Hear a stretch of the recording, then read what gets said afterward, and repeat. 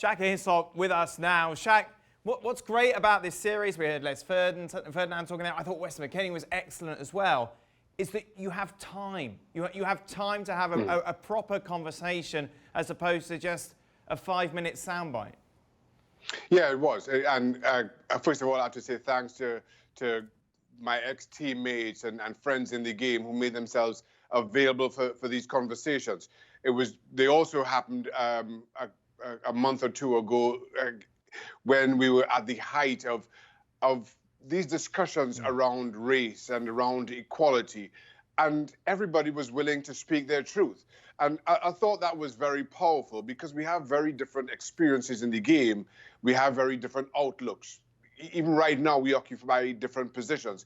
You mentioned Les Ferdinand as the director of football, Weston McKennie as a current player. I also interviewed Chris Powell, who's working with the English FA, and he was telling me about some of the programs that they have in place in trying to increase the diversity and inclusion within English football. But it kind of highlighted how multi-layered this issue is and how many different ways I think black people have been denied opportunity, and how we now have to open up those channels if we are to recognize the racial equality that we all want to and believe that this world is heading towards.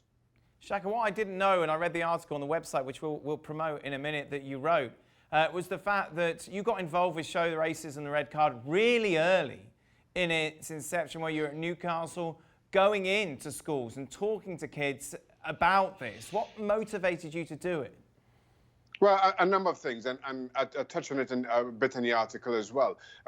My father, he was a teacher in England in the mid-60s, was wrongfully arrested for attempted auto theft, sued the Metropolitan Police, and won. So that type of racial harassment has always been something that has been there and has been in the background in my own existence. My dad also took his winnings from that lawsuit and enrolled in law school. So he became a part of the judicial system.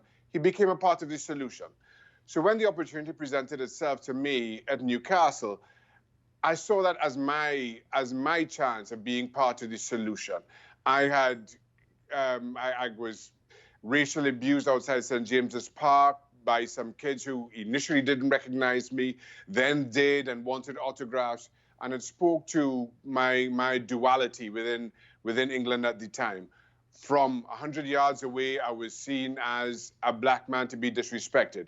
From 25 yards away, I was seen as a Newcastle footballer and want to be lauded. So I was able to use that experience in going to schools, in speaking to kids, in speaking my own truth.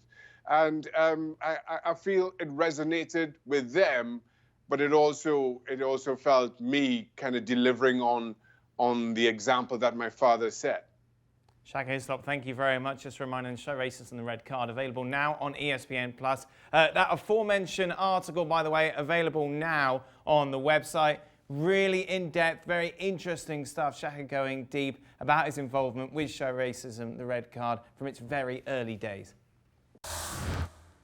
Thanks so much for watching ESPN on YouTube. And for more sports highlights and analysis, be sure to download the ESPN app. And for premium content and live streaming, subscribe to ESPN+.